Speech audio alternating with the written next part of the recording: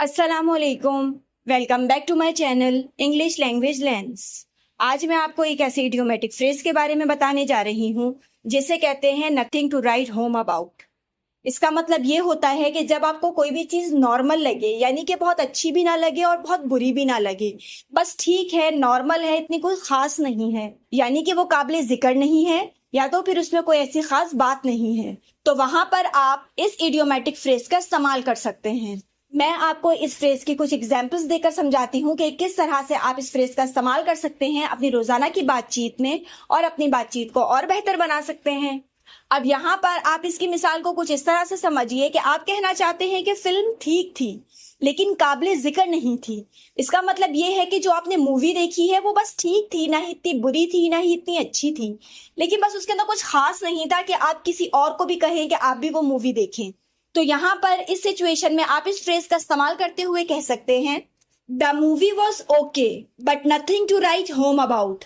इसका मतलब ये है कि फिल्म ठीक थी लेकिन काबिले जिक्र नहीं थी, यानी कि उसमें कोई ऐसी खास बात नहीं थी। अब इसकी एक और एग्जाम्पल को समझिए, जैसे कि आप कहना चाहते हैं कि साहिल साफ था लेकिन मंजर कोई खास नहीं था। इसका मतलब है कि वो जगह साफ तो थी, मतलब कि बीच साफ तो था, लेकिन वहां पर कोई इतना खूबसूरत मंजर नहीं था कि आप दूसरों को भी बताएं कि आप वहां पर जाइए। तो जो मंजर है वो ज्यादा आपको खास नहीं लगा, मतलब कि बुरा भी नहीं लगा, अच्छा भी नहीं लगा।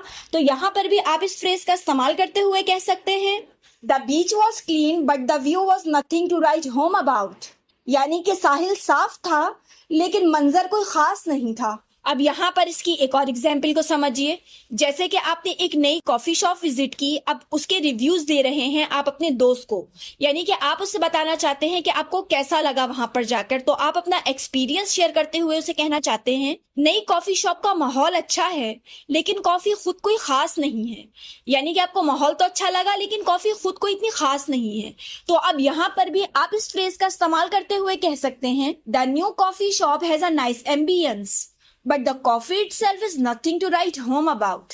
यानी कि नई कॉफी शॉप का माहौल अच्छा है लेकिन कॉफी खुद कोई खास नहीं है। यहाँ पर इसकी एक और एग्जाम्पल को देखिए। इस तरह के जुमले हम अपनी रोजमर्रा की बातचीत में बहुत ज्यादा इस्तेमाल करते हैं, जैसे कि डिनर पार्टी मजे की थी लेकिन खाना कोई खास नहीं था। अब आपने कोई डिनर पार्टी अटेंड की और अब आप उसके रिव्यूज दे रहे हैं अपने किसी फैमिली मेंबर को या फिर किसी फ्रेंड को। अब क्योंकि डिनर पार्टी तो मजे की थी लेकिन खाना कोई खास नहीं था, तो अब यहाँ पर आप इस फ्रेज का इस्तेमाल करते हुए इस सेंटेंस को कह सकते हैं the dinner party was enjoyable but the food was nothing to write home about.